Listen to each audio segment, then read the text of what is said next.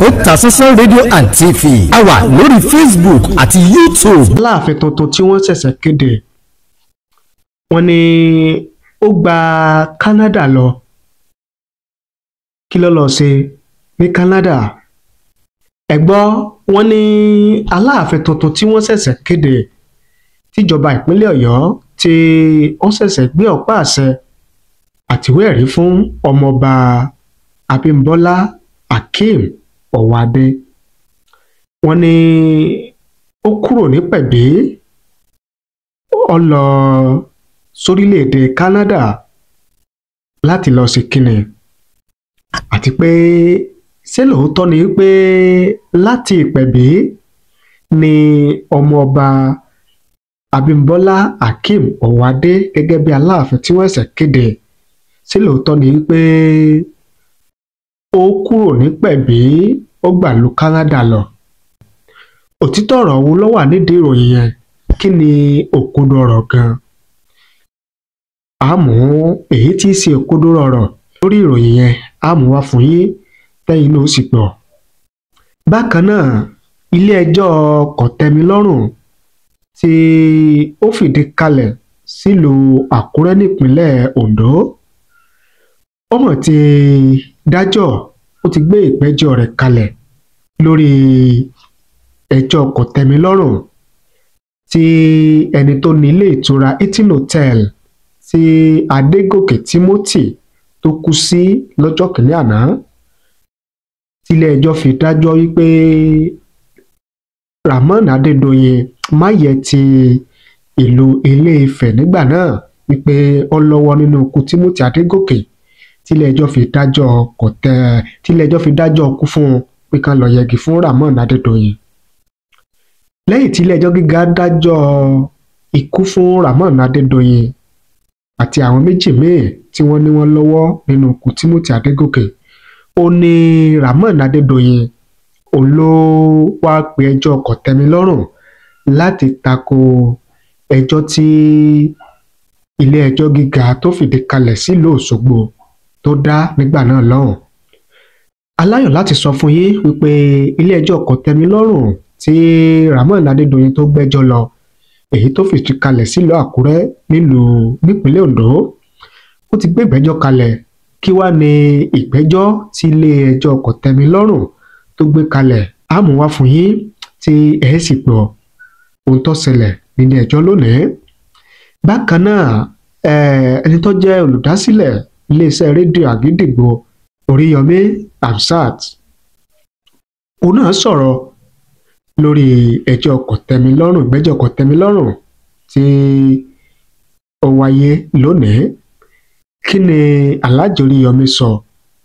Àmọ́ wá fún yín lórí ètò tí mo sì fẹ́ kẹ́ ẹ farabalẹ̀ kẹ́ ẹ gbọ́ láti bẹ̀rẹ̀ títí dé ìparí, bá sì máa mú wá lọ́kọ̀ọ̀kan fún yín kálàyé ọ̀rọ̀ wa kó lè bá yé yín dáadáa. Ṣùgbọ́n kí n tó tẹ̀síwájú lórí ètò fún tèmi, ẹ jẹ́ kí n dókè lọ́hùn-ún ká wò ó ká gbọ́ ohun tí wọ́n ní fún wa. Tá a bá wá padà dé, ká wá tú pẹ̀rẹ̀pẹ̀rẹ̀ ọ̀rọ̀ àwọn kókó ọ̀rọ̀ eléyìí tí a mú wá fún yín lórí ètò fún tèmi. Ẹ má ti lọ o, a sì wà lórí ètò, à ń padà bọ̀, ẹ kú kalẹ̀. Gbogbo ẹni tó ń rè mọ́ka ìrọ̀rùn àti umura.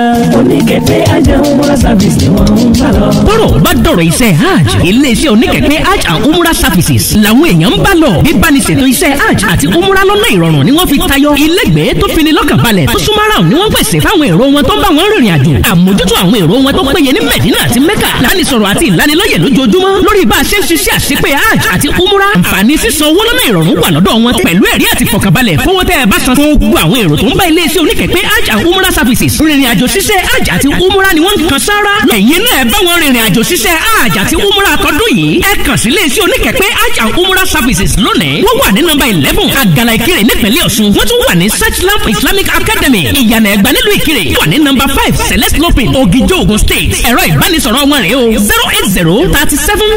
08037257598 tàbí 08081766081. Ẹ bá wa rìnrìn àjò kájọ ṣàṣepé iṣẹ́ hajj. Ẹ káàbọ̀ padà. Tajudeen Olówó Òkèrè lórúkọ tèmi.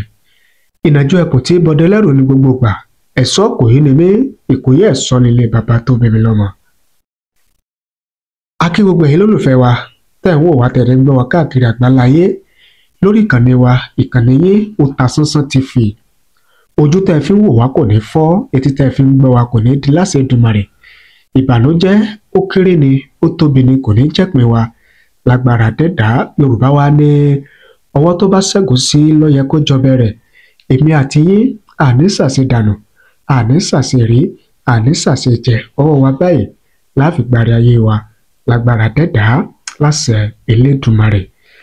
Gẹ́gẹ́ bí a ti pàjùbà rẹ̀ níbẹ̀rẹ̀ ètò nínú àwọn kókó tá a mẹ́nubà. Ìròyìn jáde wípé ẹni tí gómìnà ìpínlẹ̀ Ọ̀yọ́ Olúwaṣèyí Mákindé, ẹni tó kéde tó fún ní ọ̀pá àṣẹ àti ìwé ẹ̀rí gẹ́gẹ́ bí ẹni tí yóò bọ̀ sórí ìtẹ́ Aláàfin fúnlẹ̀ Ọ̀yọ́ gẹ́gẹ́ bí kábíyèsí Aláàfin tuntun, ìyẹn ọmọọba Abímbọ́lá Akeem Ọ̀wádé.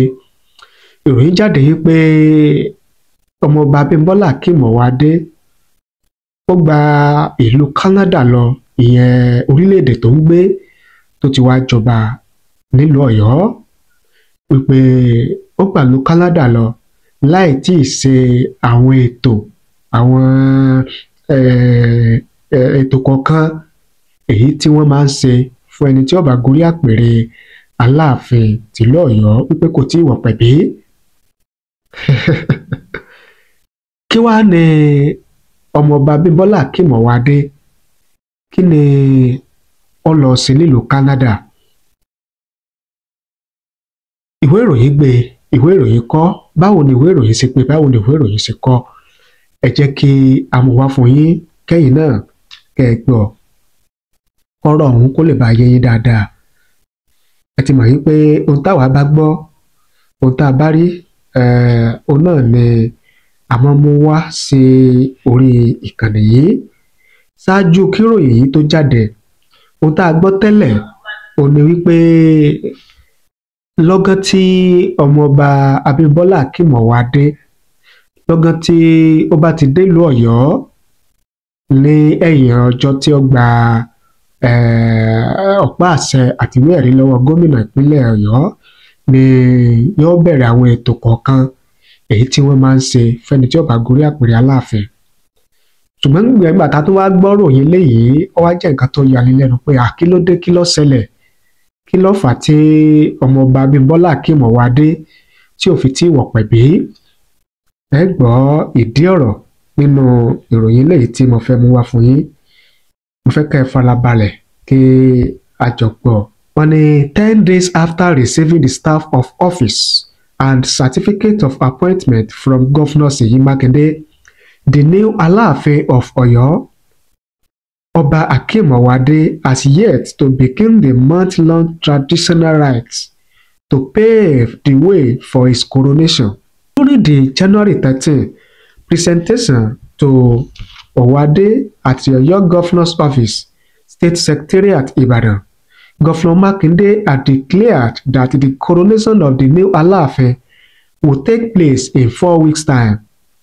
The coronation proper will take place in 4 weeks, but today I will hand over the certificate and staff of office,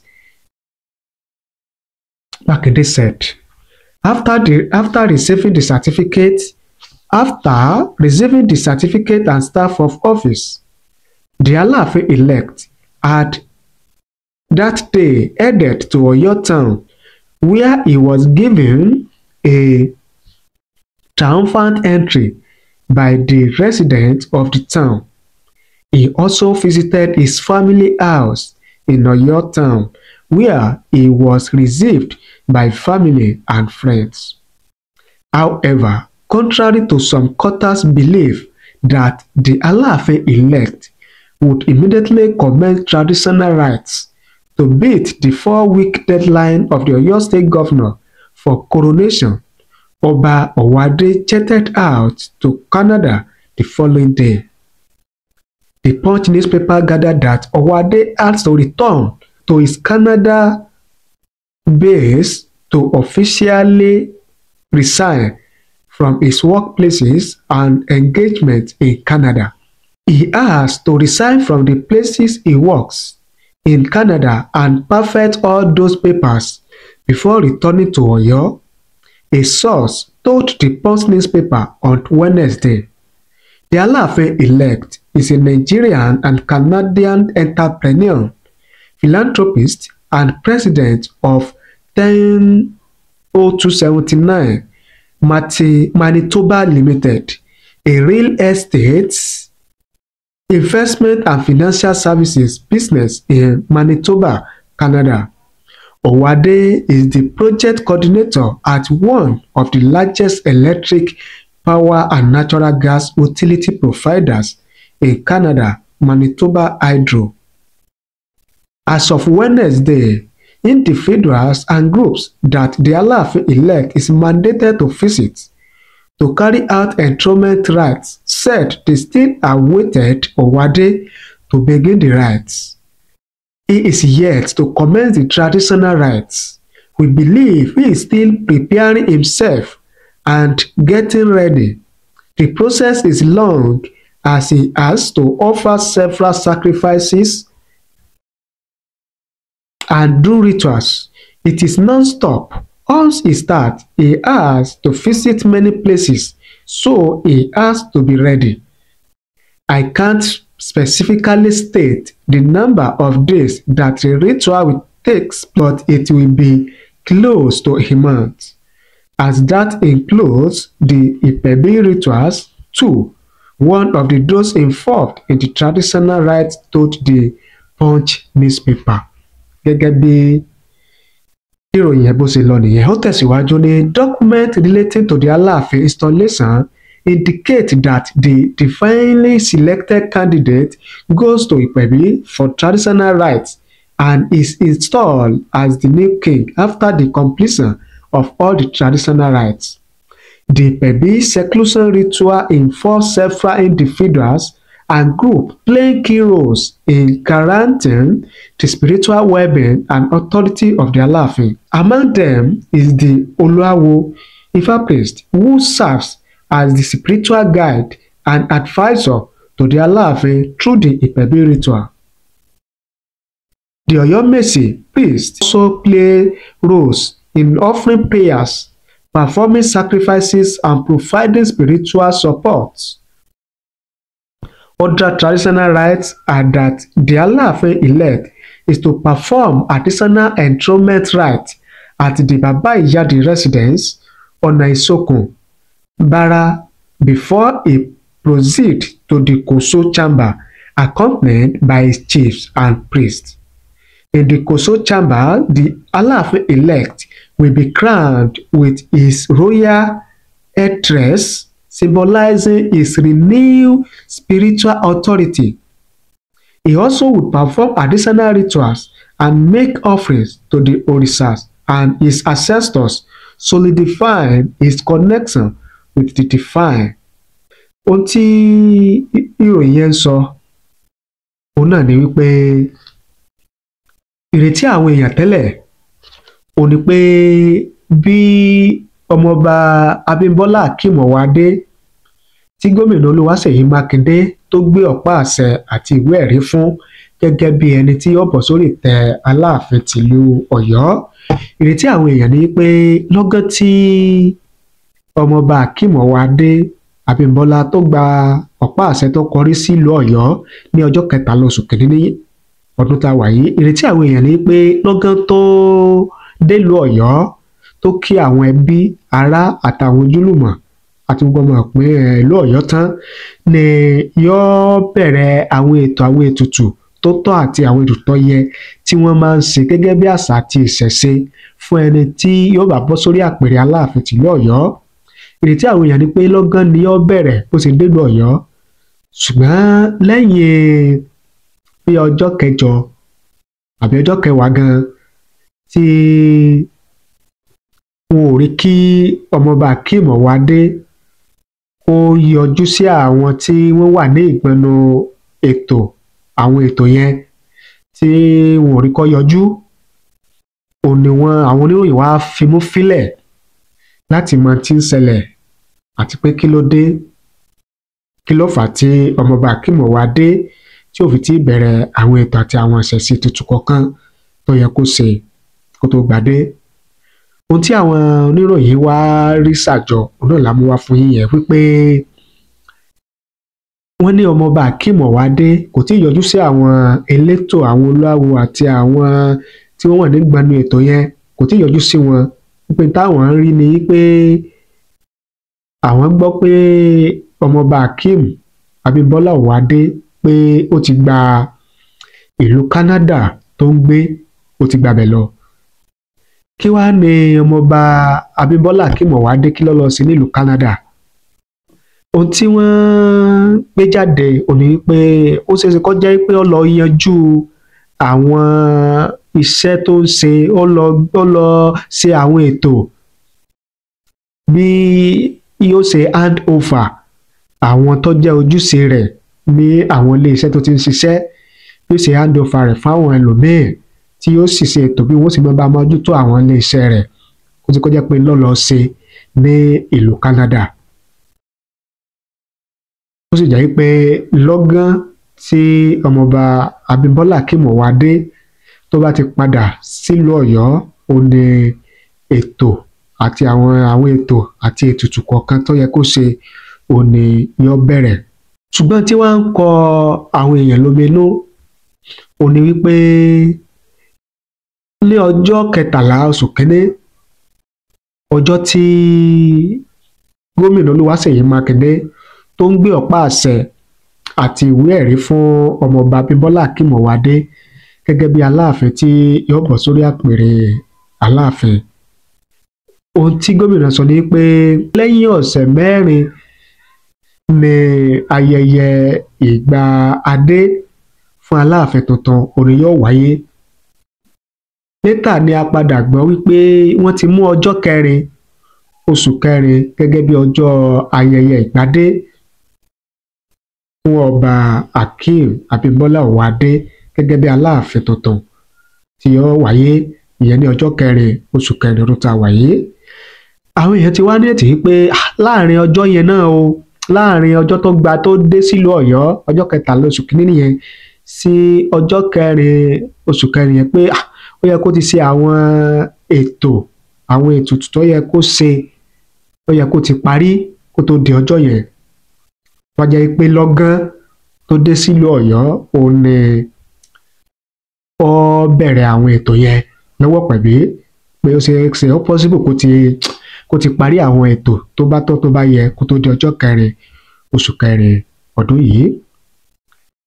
Ṣùgbọ́n wá ti ń ya àwọn èèyàn lẹ́nu pé gbàwo sí gbàwo ni ọmọọba Akeem Ọwádé ló dé sí orílẹ̀ Nàìjíríà padà tó tún yá sáré padà lọ sí ìlú Canada, orílẹ̀-èdè Canada, àti pé orílẹ̀-èdè Canada tó lọ yìí kò tí ì sí gbèdéke ọjọ́ pé ìgbà tí ó dé rèé o, tí ó padà sílùú Ọ̀yọ́ rèé o, débi pé yóò ní ọjọ́ tí ó bẹ̀rẹ̀ àwọn ètò àti ètùtù tó yẹ kó ṣe, ìyẹn wíwọ ìpẹ̀bí. Pé ọjọ́ mélòó ló wá fẹ́ lò nípẹ̀bí ọ̀hún? Ṣé ọjọ́ yẹn ò ní kéré? Ṣé ààyè wà? Ṣé ọjọ́ wà láti ṣe àwọn ètò àti àwọn ètùtù tó bá yẹ kí wọ́n ṣe gẹ́gẹ́ bí àṣà àti ìṣẹ̀ṣe ìlú Ọ̀yọ́ kó tó di pé ọba Abímbọ́lá Akeem Ọwádé yóò gbadé Aláàfin tìlú Ọ̀yọ́? Ó ti ń kọ àwọn èèyàn lóminú nìyẹn. Wọ́n ti gbogbo ẹ̀ lọ àgbàládùá pé kọ́bẹ̀dùmarè kó bá ní fi sọ rẹ̀ sọ ọmọọba Abímbọ́lá Akeem Ọwádé padà wá sí orílẹ̀-èdè Nàìjíríà kí ètò àti àwọn nǹkan tó bá yẹ kó lè tètè wáyé, kó lè tètè bẹ̀rẹ̀ gẹ́gẹ́ bí àṣà àti ìṣe ìlú Ọ̀yọ́. Ẹ̀yin tẹ́ ẹ wá wò wá tẹ́ ẹ ń gbọ́ wá, kí ni ìwòye yín, kí ni èrò ti yín lórí eléyìí tí a tó gbọ́ yìí? Ẹ fi èrò àti ìwòye ti yín ẹ fi ṣọwọ́ sí wa láàyè kọ́mẹ̀ntì nísàlẹ̀ fídíò yìí. Ṣé bí ṣe rí rèé àti pé ṣé bó ṣe yẹ kó rí rèé? Kí ni ìwòye yín, kí ni èrò ti yín? Ẹ fi ṣọwọ́ sí wa láàyè kọ́mẹ̀ntì nísàlẹ̀ fídíò yìí. A kà á sì ṣe àgbéyẹ̀wò rẹ̀ èyí lábalábẹ̀ yẹn. Ní ti ìgbẹ́jọ́ kòtẹ́milọ́rùn èyí tí ìdájọ́ tó wáyé lórí rẹ̀ lónìí, ẹjọ́ tí olóyè Rahmon Adédoyin tó pè tako ẹjọ́ tí ìdájọ́ tí ilé-ẹjọ́ gíga tó fìdí sílùú Òṣogbo nípínlẹ̀ Ọ̀ṣun tó dá wípé kí wọ́n lọ yẹgi fún un torí pé ó lọ́wọ́ nínú ikú ọmọ akẹ́kọ̀ọ́ Adégòkè Timothy Adégòkè tó kú sí ilé ìtura Hilton Hotel tó jẹ́ ilé ìtura olóyè Rahmon Adédoyin. Lẹ́yìn iṣẹ́ ìwádìí gbogbo tí ìwádìí fìdí ẹ̀ hàn wípé Rahmon Adédoyin ó lọ́wọ́ nínú ikú Timothy Adégòkè tí ilé-ẹjọ́ sì gbẹ́jọ́ kalẹ̀ gbé ìdájọ́ kalẹ̀ wípé kí wọ́n yẹgi fún un kí tẹ́mi ó fi bọ́ lára rẹ̀. Ṣùgbọ́n lẹ́yìn tí ilé-ẹjọ́ gíga nílùú Òṣogbo tí ó dájọ́ yẹn tí ìgbẹ́jọ́ yẹn wáyé ó ní Rahmon Adédoyin ló pe ẹjọ́ kòtẹ́milọ́rùn wípé ẹjọ́ tí ilé-ẹjọ́ gíga ìlú Òṣogbo yẹn dá kòtẹ́milọ́rùn òun ò sì faramọ́ tó fi mórí lé ilé-ẹjọ́ kòtẹ́milọ́rùn tó gbẹ́jọ́ lọ sí ilé-ẹjọ́ kòtẹ́milọ́rùn tó fìdí sí ìlú Àkúrẹ́ nípínlẹ̀ Oǹdó. Látìgbà náà ó ní ìgbẹ́jọ́ yẹn ti ń wáyé kó tó wá di pé àwọn ìgbìmọ̀ tí wọ́n gbé kalẹ̀ láti gbọ́ ẹjọ́ kòtẹ́milọ́rùn tí Rahmon Adédoyin pè yẹn kó tó di pé wọ́n gbé ẹjọ́ wọn kalẹ̀ ní ọjọ́ Àlàmísì Thursday ọjọ́ 23 oṣù kínní ọdún 2025 tá a wà yìí Thursday. Tí wọ́n dá òun náà ní pé Rahmon Adédoyin ó jẹ̀bi ẹ̀sùn tí wọ́n fi kàn án pé kí wọ́n sì lọ yẹgi fún un náà ni gẹ́gẹ́ bí ilé-ẹjọ́ gíga tó jókòó sílùú Òṣogbo mo sì gbé ìdájọ́ rẹ̀ kalẹ̀ nígbà náà.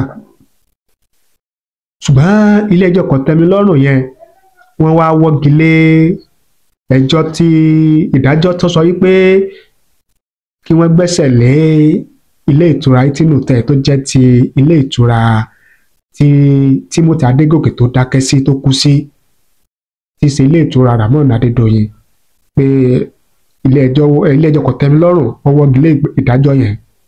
Bákan náà ló wọ́gi lé ìdájọ́ wípé kí ẹbí Rahmon Adédoyin kí wọ́n máa tọ́ àwọn ọmọ tí Timothy Adégòkè tó fi sáyé lọ. Ilé-ẹjọ́ kòtẹ́milọ́rùn ó wọ́gi lé yẹn náà. Ṣùgbọ́n ó ní kí wọ́n sì lọ yẹgi fún Rahmon Adédoyin tẹ́mi ó fi bọ́ lára rẹ̀. Oríṣiríṣi àwọn èèyàn ó ní wọ́n ti wá ń fi ìwòye àti èrò tí wọ́n hàn lórí ìdájọ́ yẹn tí ilé-ẹjọ́ kòtẹ́milọ́rùn tó jókòó sílùú Àkúrẹ́ tó gbé kalẹ̀. Kí làwọn èèyàn ń wí? Kí ni àwọn èèyàn sọ? Ẹ jẹ́ kí n kọ́kọ́ mú èrò àti ìwòye gbajúmọ̀ sọ̀rọ̀sọ̀rọ̀ pèdèpèdè ajàfẹ́tọ̀ọ́ ọmọnìyàn ẹlẹ́yinjú àánú tó ní iléeṣẹ́ rédíò Àgídìgbò tó wà nílùú Ìbàdàn ìyẹn Alhaji Oríyọmí Hamzat. Ẹ jẹ́ á gbọ́n tó sọ, ẹ jẹ́ á gbọ́n tó wí lórí ìgbẹ́jọ́ ilé-ẹjọ́ kòtẹ́milọ́rùn lórí ọ̀rọ̀ Rahmon Adédoyin. Ẹ mọ́ ti lọ. Yes, ẹ̀yin èèyàn wa, this is going to be very brief and straightforward. Kò sí celebration tá à ń ṣe fún pé wọ́n ní kí wọ́n lọ pààyàn kan kí ni a fẹ́ gbà nù kéèyàn kan kú. Ṣùgbọ́n tí a bá máa rí ìdájọ́ òdodo gbà lórí àwọn ìwà burúkú tó ń ṣẹlẹ̀ láwùjọ wa, ó súnmọ́ kí àwọn ìwà yẹn náà ó sì máa tẹ̀síwájú. Ilé-ẹjọ́ kòtẹ́milọ́rùn tó wà ní ìlú Àkúrẹ́ ní Adédoyin ló gbé ẹjọ́ lọ lẹ́yìn tí ilé-ẹjọ́ gíga tìpínlẹ̀ Ọ̀ṣun tí ó ti dájọ́ pẹ̀lú adájọ́ àgbà nípínlẹ̀ Ọ̀ṣun nígbà náà tí wọ́n ti dájọ́ wípé kí wọ́n lọ yẹgi fún Adédoyin àti àwọn méjì kan ní lórí ikú Timothy. A sì sọ láìpẹ́ yìí nígbà tí ilé-ẹjọ́ náà tó ń gbọ́ tọ̀tún tó ń gbọ́ tòsì ní ìlú Àkúrẹ́ ó tó di pé wọ́n ní àwọn kéde ìgbà tí ìdájọ́ ó wáyé Èní àárọ̀ òní ni ìdájọ́ wáyé nílé ẹjọ́ kòtẹ́milọ́rùn tó wà l'Ákúrẹ́ o. Ìdájọ́ tó sì wáyé ń bẹ̀ náà ni pé ìdájọ́ yẹn ń sọ fún wa pé ní Nàìjíríà nítorí kó jẹ́ ipò tó rí kó wà ẹni tó rí kó mọ̀ tó bá ṣẹ̀ sófin wàá kojú òfin tó bá ṣẹ̀ sófin wàá kojú òfin tí o bá mọ̀ èèyàn rárá tí o bá jẹ́ ọmọ àtàpátá dìde tí ìdílé rẹ jẹ́ ìdílé tálíkà tí wọ́n bá yàn ẹ́ jẹ ní Nàìjíríà tó ní tí Ọlọ́run bá ṣàánú ẹ tí orí àwọn tí orí òun gbàgbé ṣùgbọ́n tí àwọn èèyàn bá dìde fún ẹ tí wọ́n kígbe tí gbogbo àgbáyé fi gbọ́ tí Nàìjíríà fúnra rẹ̀ mọ̀ pé wọ́n fẹ́ yàn ẹ́ jẹ ni. Ìgbà míì wà tó o bá rówó pẹjọ́ wọ́n lè bá ẹ pẹjọ́ o. Tó o bá rówó pé o fẹ́ gbìjà ara rẹ ìjọba gan lè ràn yàn lọ́wọ́ tó bá ti jẹ́sùn criminal torí pé gbogbo ẹ̀sùn tó bá jẹ́ criminal ẹ̀sùn all criminal cases is owned by government. Government ló máa ṣe. Ṣùgbọ́n lọ́pọ̀lọpọ̀ gbà ló jẹ́ pé àwọn èèyàn tí wọ́n jẹ́ ọ̀lẹ láwùjọ pẹ̀lú àpò àti dáàyàn mọ̀ tá à ń pè ní connections àwọn gan fúnra wọn ti máa ń fà sẹ́yìn wọ́n ti máa ń rora wọn pin wọ́n ti máa ń rò pé àwọn ò lẹ́tọ̀ọ́ nítorí pé àwọn ò mọ̀ èèyàn láti jà fún ẹ̀tọ́ àwọn. Ṣùgbọ́n Nàìjíríà ó ti dáa jù bẹ́ẹ̀ yẹn lọ. Eléyìí la fi sọ fún èèyàn wa tẹ́ wà lókè òkun àtẹ̀yin tẹ́ ń sá lọ àtẹ̀yin tẹ́ tiẹ̀ nígbàgbọ́ nù Nàìjíríà mọ́ rárá pé ó lè dáa. Nàìjíríà sì lè dáa o. Ìkan pàtàkì nínú ẹ̀rí mọ́ jẹ́ mi ìṣó òun ni ìdájọ́ tó wáyé lónìí nílé ẹjọ́ gíga ilé ẹjọ́ kòtẹ́milọ́rùn nílùú Àkúrẹ́ lórí ikú tó pa Timothy èyí tí gbogbo nǹkan tó ń tọ́ka sí olùdásílẹ̀ àti ẹni tó ní ilé ìtura tí Timothy kú sí. Bẹ́jọ́ yẹn ṣe pẹ́ tó fa fàǹfà oríṣiríṣi tó adájọ́ Adépèlé àbí adájọ́ Adépèlé Òjó tí wọ́n jẹ́ adájọ́ àgbà nípínlẹ̀ Ọ̀ṣun gbà náà àwọn náà ni wọ́n ṣẹjọ́ yẹn tí bàbá wa agbẹjọ́rò ajàfẹ́tọ̀ọ́ ọmọnìyàn ni bàbá wa Fẹ́mi Fálànà tí wọ́n sì bá wa gbé ọ̀rọ̀ náà tẹ́ bá gbàgbé orí kan ní náà lẹ́yìn náà ti sọ pé ká sọ fún bàbá wa Fẹ́mi Fálànà kán bá wa dá sí ẹ̀yin náà lẹ sì dáwó jọ ń gbà náà owó tẹ́ dájọ́ ń gbà náà bàbá Fẹ́mi Fálànà ò gba owó náà wọ́n ní ká kó fún ẹbí Timothy àti ìyá àtọmọ rẹ̀ àti ìyàwó a kó fún wọn gbogbo yín náà lẹ́dẹ̀ẹ́ rí àṣẹ̀yìnwá àṣẹ̀yìnbọ̀ wọn adájọ́ Adépèlé Òjó wọ́n gbọ́ ẹjọ́ ọ̀tún wọ́n gbọ́ tòsì àwọn sáànù gbàǹgbàǹgbà wọ́n kó sílé ẹjọ́ àwọn akin níwájú adájọ́ ṣẹjọ́ lóríṣiríṣi kálukú ṣe àwítúnwí àti atótónu lẹ́yìn ọ̀rẹ̀yìn adájọ́ Adépèlé ẹ̀sán wọ́n rí adájọ́ Adépèlé Òjó rí pé nínú àwọn tí wọ́n kó wá sílé ẹjọ́ ààrẹ ni tí wọ́n lè yọ̀ǹda ń bẹ̀ wípé kò mọ́wọ́ mẹsẹ̀ wọ́n wá mú àwọn mẹ́ta kan yẹ́yìí tí Abdulrahman Adégòkè Adédoyin tó jẹ́ kan nínú wọn wọ́n ní àwọn jẹ̀bi ikú nítorí ikú tí wọ́n fi pa Timothy wípé kí wọ́n lọ yẹgi fún àwọn mẹ́tẹ̀ẹ̀ta títí tí ẹ̀mí ò fi bọ́ lára wọn. Ilé ẹjọ́ kó wọn gbà náà lóòótọ́ àwọn correctional center wọ́n kó wọn lọ sí ọgbà ẹ̀wọ̀n láti lọ ṣètọ́jú wọn títí ọjọ́ tí wọ́n kọ́ bọ̀wé kí wọ́n lọ pa wọ́n.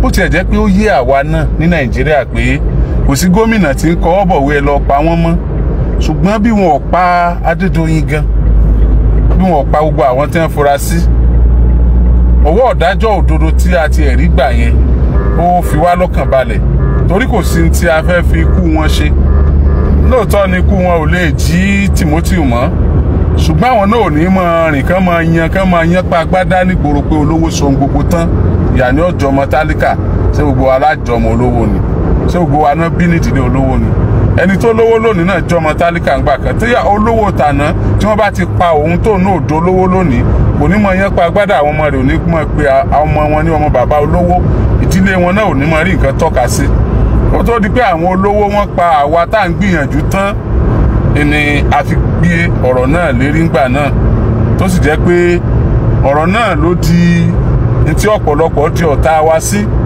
ọ̀rọ̀ náà ló di ní tọ́pọ̀lọpọ̀ tí wọ́n ń wá ìṣubú wa lóríṣiríṣi ọ̀nà sí ṣùgbọ́n àwa mọ̀ pé tó bá jẹ́ pé àṣẹ nítorí nǹkan kan torí òdodo lọ gbogbo ohun tí wọ́n bá ń gbé ọwọ́ tó bá ń gbé àtẹsẹ̀ tó bá ń gbé àti gbìyànjú wọn Ọlọ́run tó dá wa tó dẹ̀ rán wa ń ṣe òdodo ó ju ẹ̀dá lọ yóò sì mọ kápá wọn wọn bá gbowó fún yàn kó fi wà tí ò tínú tiẹ̀ gan wá tó yẹ pé tó bá dénú ilé tó sùn àbọ̀ náwó yẹn inú rẹ̀ ọmọ bàjẹ́ tó bá náwó yẹn lórí ọmọ kò ní retí dáadáa kankan lórí ọmọ tọrọ mọ̀ pé owó ẹ̀jẹ̀ ló ń ná lórí ọmọ kéèyàn fẹ́ kó ń fẹ́ fi bàyàn jẹ́ nítorí èyí kankan kò kan ẹni tó bá mọ̀ pé òun gbéṣẹ́ Ọlọ́run lọ́wọ́ inú rẹ̀ ọmọ dùn kódà bó ṣe ń bàjẹ́ yẹn inú rẹ̀ ọmọ dùn yóò sì máa ṣe tó ń ṣe lọ ni fún di èyí mo ní ó máa brief ó dẹ̀ máa wà straight forward ẹ má bínú ẹ jẹ́ ńlá mọ́lẹ̀ kí a lè máa lọ.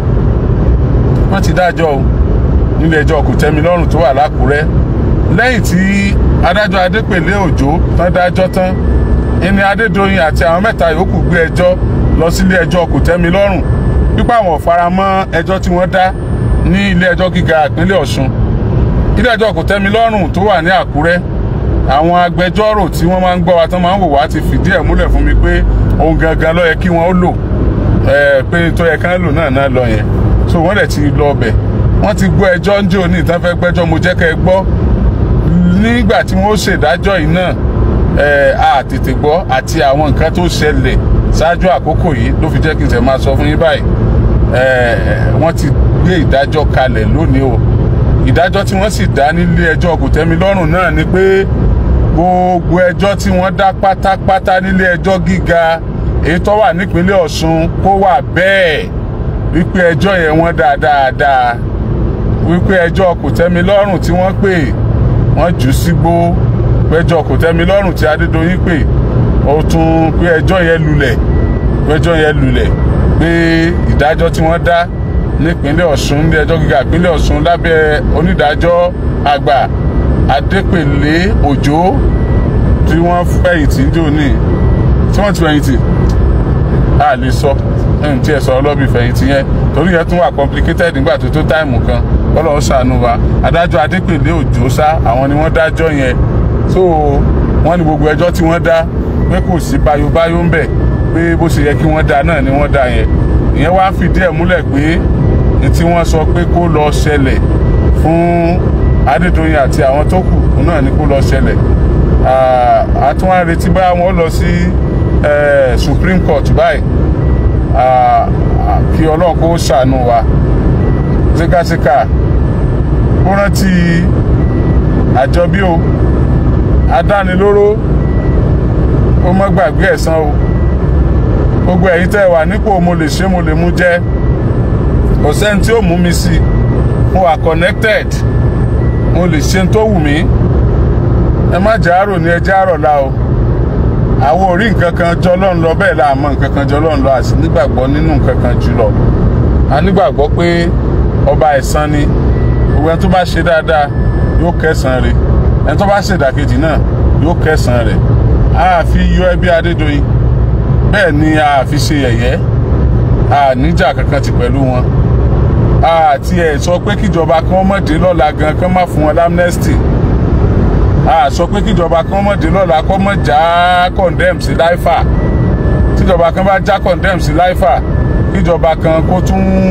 fún wọn ní amnesty kan yọ wọn kan náà tú wọn lẹ̀ wàláhì àfaramọ́ kò dìjà ó dàbá àgán bá lágbára ká rìnrìn bẹ́ẹ̀ a lè bá wọn bẹ́ẹ̀ lọ́hùn kó rí bẹ́ẹ̀ ṣùgbọ́n mo lè ṣe mo lè jẹ́ lọ kò sẹ́ni tí ó mú mi sí mo lè ṣe ẹlẹ́ran ara bíi tèmi bó ṣe wù mí kí wá ní kọ́mọ tèmi ó sá lọ kọ́mọ yọjú mọ́ kọ́lọ́mọ dára abúmbí ọ bá wà lọ́hùn kọ́mọ ọlọ́mọ ó sì ti kú sákàtà àkàtà àtọ̀dọ̀ ti ẹ̀yìn tí ẹ rí pé ó burú díẹ̀ Ọlọ́run yóò ṣàánú wa o Ọlọ́run yóò dúró tì wá o èyí ni òpin ìròyìn náà ìròyìn ilé ẹjọ́ Kòtẹ́milọ́rùn l'Ákúrẹ́ rèé o lórí ọ̀rọ̀ tá à ń bá bọ̀ Adédoyin ikú tó pa Timothy sóòtẹ́ẹ̀lì rẹ̀ ẹ ṣeun o ẹ ṣé mo dúpẹ́ o. òun náà ni ẹ ti gbọ́ tá a mú wá fún yín yẹn gẹ́gẹ́ bí èrò àti ìwòye Alhaji Oríyọmí Hamzat.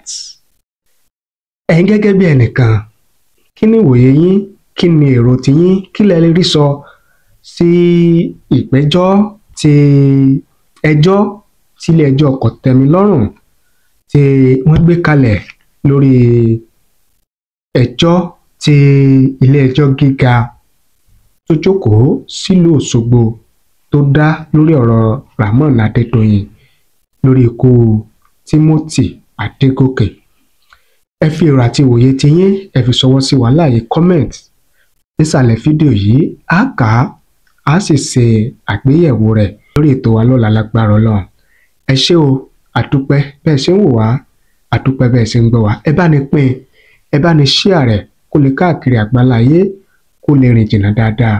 Ẹ̀yin tẹ́ ẹ bá ti subscribe, ẹ bá ní subscribe sórí ìkànnì yìí kẹ́ ẹ sì tẹ notification bell, ìyẹn aago rán mi létí tó wà nísàlẹ̀ fídíò yìí, kẹ́ ẹ lè máa láǹfààní láti máa rí wa wò, láti máa gbọ́ wa lóòrèkóòrè tá a bá ti mú tuntun wá fún yín lórí ìkànnì wa. Ẹ ṣé o, àdúpẹ́, àmọrírì yín.